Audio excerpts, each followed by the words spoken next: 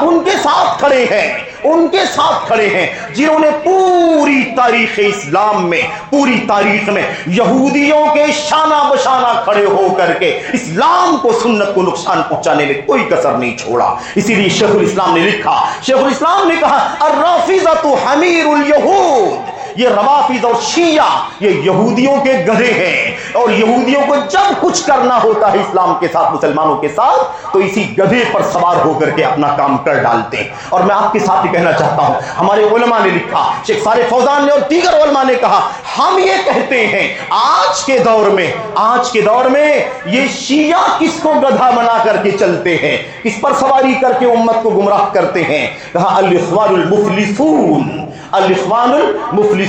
حمیر الرافضہ یرکبون علیہم ضد اہل السنہ۔ یہ شیعہ حضرات جو ہے نا، ان کے پاس سواری کس کی ہے؟ اخوانیوں کی، قطبیوں کی، مودودیوں کی، اور اس کے علاوہ حسن بننا والوں کی، تحریکیوں کی، سہولت کاروں کی سواری ہے۔ ان پر سوار ہو کر کے شیعہ رافضی اپنا کام کرتے۔ بتاؤ مجھے، تو جھنڈا اٹھا کر کے سنت کے، اہل سنت کے جوان جو تائید کر رہے ہیں، ہم ایران کے ساتھ کھڑے ہیں، ہم شہید کے ساتھ کھڑے ہیں، پوری دنیا کا قائد جو ہے ہم اس کے ساتھ کھڑے ہیں، بتاؤ کیا یہ انہی رافضیوں کے گدھے ہیں یا نہیں ہیں، جن کے کندھوں پر سوار ہو کر کے رافضیت ساری دنیا میں اسلام کے ماننے والوں کو، مسلمانوں کو اور اہل سنت کو نقصان پہنچانے کا کام کر رہی ہے؟ میں آپ کے ساتھ آپ کے سامنے عرض کرنا چاہتا ہوں، میرے بھائیوں یاد رکھ لینا اس بات کو، لوگ کیا کہتے ہیں یہودیوں کے مقابلے میں تو شیعہ بہتر ہی ہے۔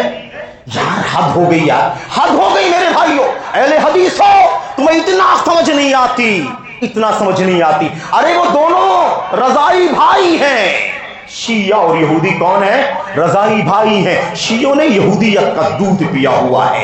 جاؤ پوری تاریخ کا مطالعہ کر کے دیکھو، اسلام کو، اہل سنت کو نقصان پہنچانے میں جتنا بڑا ہاتھ ان رافضیوں کا، اس یہودیوں کا ہے، اس سے کوئی کم ہاتھ نہیں ہے رافضیوں کا اور شیعوں کا۔ پوری تاریخ ہے، اور ہم چونکہ ممبر پر کھڑے ہیں، ہم تاریخی حوالے اور خبریں نہیں دینا چاہتے، آپ کو اصول اور دین کی بات بتلانا چاہتے ہیں، عقیدے کی باتوں کو سمجھو۔ اللہ تبارک و تعالیٰ فرماتا ہوا کذالک، یہ اللہ کی سنت ہے، یہ بھی یاد رکھنا۔ اگر آج یہودی اور رافضی ٹکرائے ہوئے ہیں تو کوئی یہ کہہ رہا ہے کہ بھائی ان سے بہتر تو وہی ہیں، ان کا دفاع ہونا چاہیے، خلیج کے ممالک کیوں، سعودی عرب کیوں اور فلاں یہ لوگ کیوں نہیں ایران کا ساتھ دیتے، یہ تو یہودیوں کے مقابلے میں کھڑا ہے۔ ارے وہ دونوں بھائی ہیں، آپس میں لڑ رہے ہیں، آپ کیوں ان کے بیچ میں گھسنا چاہتے ہیں؟